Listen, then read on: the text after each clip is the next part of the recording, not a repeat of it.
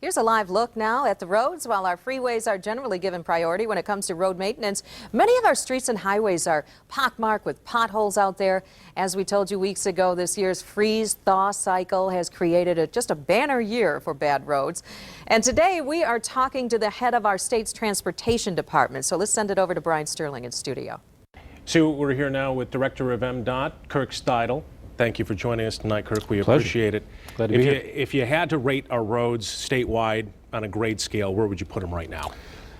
Right now the state trunk line's probably running about a B. County primary city major streets probably running about a C or a D.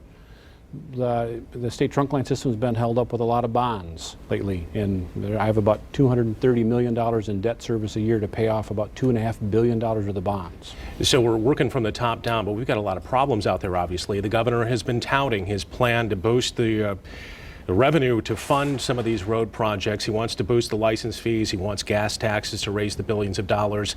It's so controversial, and it seems to be something that the legislature is going to have to work out. Do you guys have a plan B? Well, the governor's focused on solving this problem, and frankly, we've kicked the can so many times down the road. That's why this number is so big.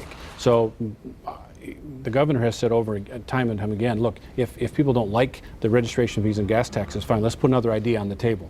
But saying no is not an option. We have to solve this problem because we either pay now or we pay a lot more later. I was going to say, talk about the economic realities of not doing anything with the roads as they stand now. We're in trouble here. Yeah, we really are. I mean, you start off with, what's the condition? They're pretty good, but they are on a downward descent, and they are going to accelerate in that deterioration in the next couple of years. And we've used our computer models over the last 15 years to verify where we were going to be, and they've been verified within 1% accuracy.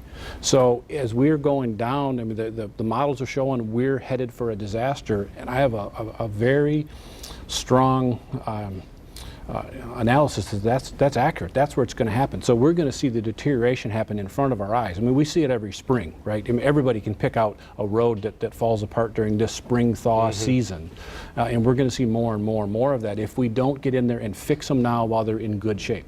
We can spend half as much money. We could spend $10 billion over the next 10 years, keeping them in good condition, or we could spend $25 billion at the end of 10 years to get them back to this. It really is a no-brainer. We talk about potholes as being a nuisance, but you're talking about something bigger as well. If you're talking about bridges, overpasses, we had that accident in Minneapolis a few years ago with a tragedy, a collapse of a bridge. 13 tragedies. Does that worry you? Absolutely, it does.